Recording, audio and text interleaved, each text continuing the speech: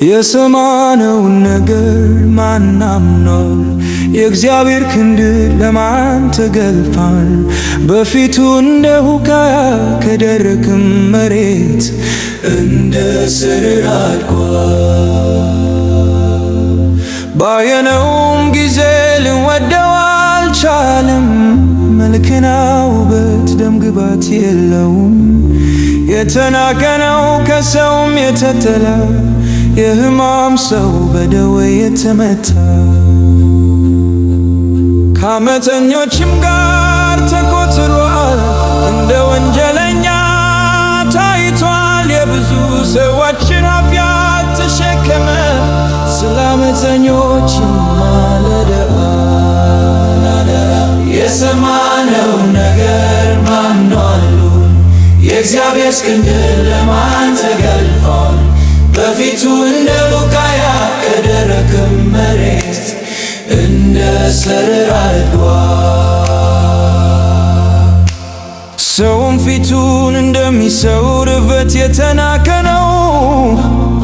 እኛም አላከበርነውም አልወደደንም ልናየው።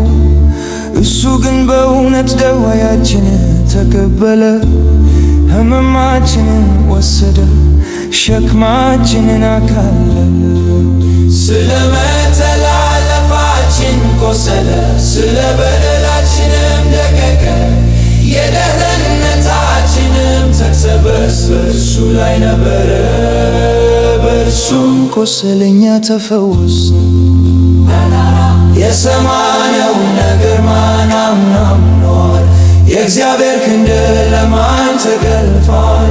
በፊቱ እንደ ቡቃያ ከደረቅም መሬት እንደ ሥር አድጓል። እንደ በጎች ተገበዝብ ዘንድ ተፋን፣ በኃጢአት ጎዳና ተጓዝን። ከእኛ እያንዳንዱ ወደ ገዛ መንገዱ አዘነበለ። እግዚአብሔርም የሁላችንም በደል በእርሱ ላይ ኖረ።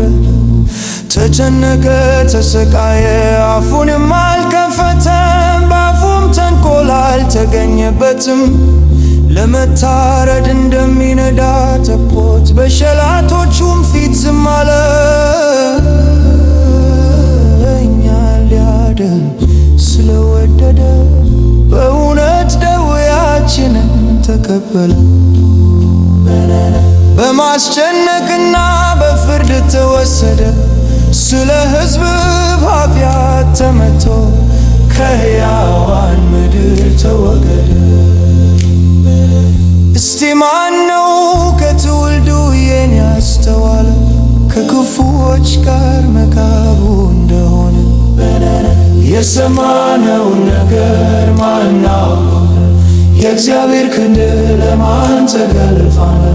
በፊቱ እንደ ቡቃያ ከደረቅም መሬት እንደ ሥር አድጓል።